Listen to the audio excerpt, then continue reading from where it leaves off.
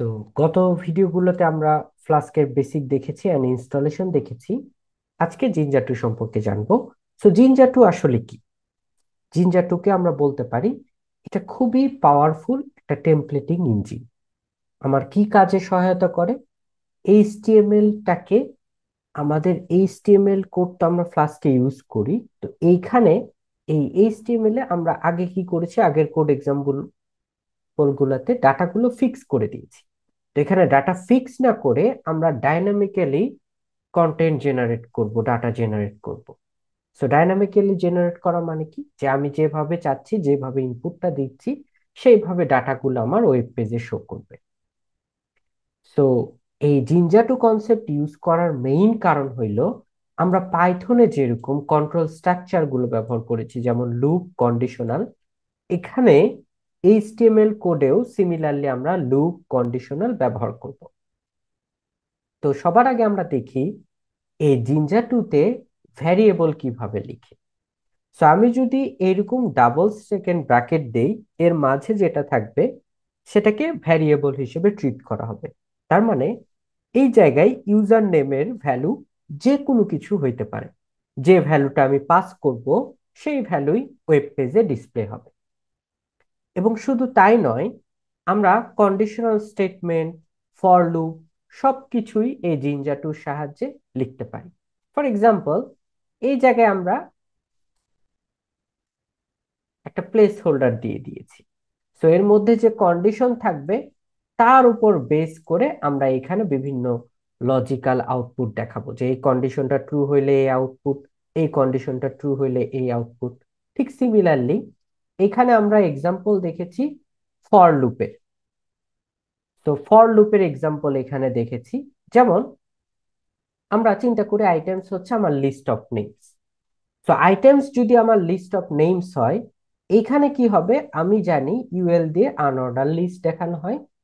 যতগুলো এলিমেন্ট থাকবে আমার লিস্টে, 5টা, 10টা, 15টা, যতগুলো এলিমেন্ট থাকবে সবগুলো এলিমেন্ট আমার ওয়েব পেজে সে দেখাবে ওয়ান বাই ওয়ান। এই প্লেস হোল্ডার দেওয়ার ফলে আমার লাভটা কি? লাভটা হইলো আমার বারবার এলআই ট্যাগের মধ্যে সবগুলো এলিমেন্ট লিখতে হচ্ছে না।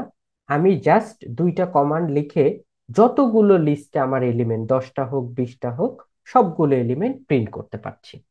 এবং জিনজা 2-র আরেকটা ইম্পর্টেন্ট ফিচার বলবো আমি, সেটা হচ্ছে ইনহেরিটেন্স। আমরা জানি ওপি তে 4টা পিলার আছে, তাদের মধ্যে একটা পিলার হচ্ছে ইনহেরিটেন্স। সো ইনহেরিটেন্সের বেসিক্যালি কাজটা কি? এর কাজ হইল যে কোড রিইউজ করা। অর্থাৎ আমি কোড রিইউজের কনসেপ্টটা ইনহেরিটেন্সের সাহায্যে ব্যবহার করতে পারি। এখানে সেই কাজটাই করব। দেখেন, এই যে এই কোডটা দেয়া আছে, এটাকে আমরা ধরে নিচ্ছি এটা হচ্ছে আমাদের base.html। যেটা বেস ফাইল, সেটাকে আমরা বলতে পারি যে এটা হচ্ছে আমাদের প্যারেন্ট। আমাদের ওপি কনসেপ্ট যদি জানা থাকে, আমরা এটাকে বলতে পারি এটা হচ্ছে আমাদের প্যারেন্ট, আর এটা হচ্ছে আমাদের চাইল্ড। লাভটা কি? প্যারেন্টে আমি এইচটিএমএল ট্যাগ দিয়েছি, হেড ট্যাগ দিয়েছি, বডি ট্যাগ দিয়েছি, সবগুলো ট্যাগ ক্লোজ করেছি। এরপরে এই যে চাইল্ড টেমপ্লেটে গিয়ে খেয়াল করেন, এটাও কিন্তু এইচটিএমএল, কিন্তু এইখানে এইচটিএমএল কোনো ট্যাগ নাই, হেড কোনো ট্যাগ নাই, টাইটেল কোনো ট্যাগ নাই। দেখেন এইখানে কোনো এইচটিএমএল ট্যাগ নেই। তাহলে এ কিভাবে ইউজ করতেছে? কারণ এ প্যারেন্ট থেকে বৈশিষ্ট্যটা নিয়ে আসছে। আমরা এই যে এই জিনিসগুলোকে বলতে পারি এটা হচ্ছে আসলে প্লেস হোল্ডার। অর্থাৎ এই দুই প্লেস হোল্ডারের মধ্যে যে থাকবে সে আসলে আসলে টাইটেল হিসেবে কাউন্ট হবে। এইখানে দেখেন এই দুইটা প্লেস হোল্ডারের মধ্যে যে আছে সে হচ্ছে টাইটেল, যেমন হোম পেজ। দেন সেকেন্ডলি আমরা যদি বডিতে যাই, তো বডির যে প্লেস হোল্ডার আছে, সেই প্লেস হোল্ডারের ক্ষেত্রে আমরা এরকম আরেকটা আউটপুট পাচ্ছি। আমরা এই ইনহেরিটেন্সের কনসেপ্টও জিনজা 2-র সাহায্যে ফ্লাস্কে ব্যবহার করতে পারি। তাহলে জিনজা 2 কেন ফ্লাস্কে ব্যবহার করব? আমরা কোড রিইউজ করতে পারি, কোড ডাইনামিক্যালি, অর্থাৎ ডাইনামিক্যালি আমরা কন্টেন্ট জেনারেশনের জন্য জিনজা 2 ফ্লাস্ক অ্যাপে ব্যবহার করব। আমি যদি কোড এক্সাম্পলে যাই, ওকে, সো এইটা দেখেন আমাদের এইখানে অ্যাপ ডট পাই বিগত দিনগুলোর মধ্যে কোড স্ট্রাকচার। আমরা এখানে কি করেছি, অ্যাপ ডট পাই আমরা কোডটা লিখেছি। আমরা রেন্ডার টেমপ্লেটও গতদিন ব্যবহার করেছি। এ কি করে, একটা এইচটিএমএল পেজকে রেফার করে। সো এইচটিএমএল পেজকে রেফার করলো, সে কোন পেজকে রেফার করতেছে, ইন্ডেক্স ডট এইচটিএমএল। অ্যান্ড এর মধ্যে আমরা এই যে এখানে যে লিস্টটা ডিফাইন করেছি সেই লিস্টটা পাস করেছি। তো সেই লিস্ট পাস করার পরে আমি যদি আউটপুটটা দেখি, সবার আগে আমরা একটু আউটপুট নিয়ে কথা বলি, তারপরে হচ্ছে আমি পুরো লাইনটা। সো দেখেন একটা লিস্ট পাস করেছি, এখানে ডাইনামিক্যালি ডাটা দেখাচ্ছে। সো আমি এখানে কোথাও কিন্তু লিস্টের সাইজ ডিফাইন করে দিইনি। সো আমি এখানে যদি আমি একটা ডাটা বাড়িয়ে দিই, সো এখানে স্টাডি মার্ট আমি লিখে দিলাম। লিখে দেওয়ার পরে আমি সেভ করলাম। অ্যান্ড এইখান থেকে আমি যদি বের হয়ে আসি অ্যান্ড আমার কোডটা আবার রান করাই, অ্যান্ড আমি এখানে যদি রিলোড দেই, দেখেন এখানে অটোমেটিক্যালি আমার কিন্তু একটা নতুন লিস্ট এলিমেন্ট অ্যাড হয়ে গিয়েছে। তাহলে এইখানে আমি কিন্তু এইচটিএমএল ফাইল কোথাও কোনো আপডেট করি নাই, পাইথন কোডে আপডেট করার ফলে অটোমেটিক্যালি এইচটিএমএল ফাইল ডাইনামিক্যালি আমার চেঞ্জ হয়ে যাচ্ছে। সো বেসিক্যালি জিনজা টুর কনসেপ্টের কারণেই এইখানে এরকম হয়েছে। তো আমরা একটু দেখার চেষ্টা করি যে আসলে কিভাবে কাজটা হয়েছে। সবার আগে বেসটা বোঝার চেষ্টা করি। তো আমি স্লাইডে যে এক্সাম্পলটা ছিল অলমোস্ট সিমিলার এক্সাম্পল।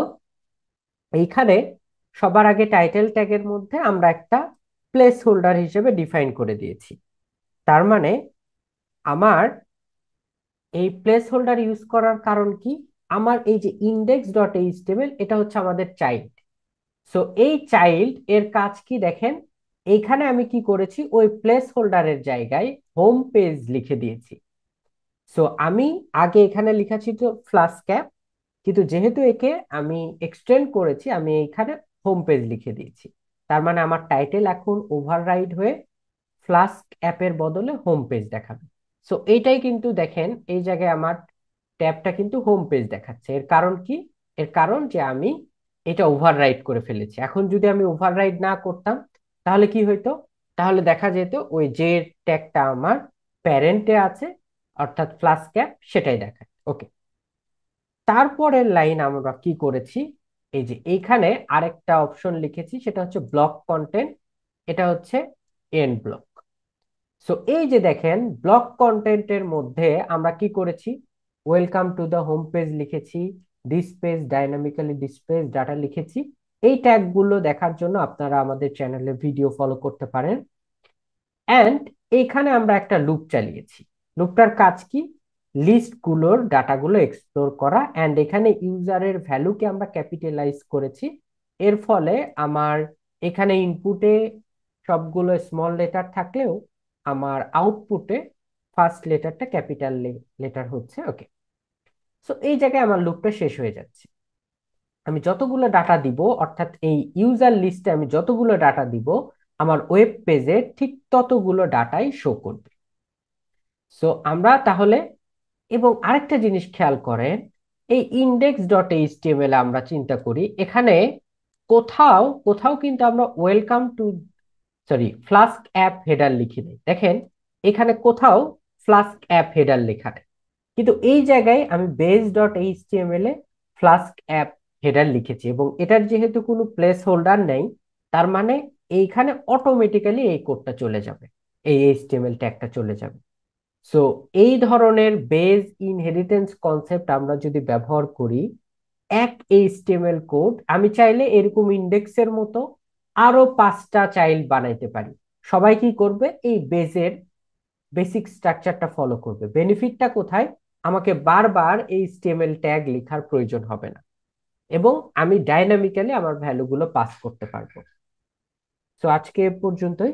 ইনশাল্লাহ আগামী দিনে আমরা নেক্সট টপিক ডিসকাস করব। এই কোডগুলো আপনারা গিটহাবে পেয়ে যাবেন, অ্যাজ ওয়েল অ্যাজ আমাদের যে স্লাইড মেটেরিয়াল, সবই আপনারা গিটহাবে পেয়ে যাবেন। Thank you.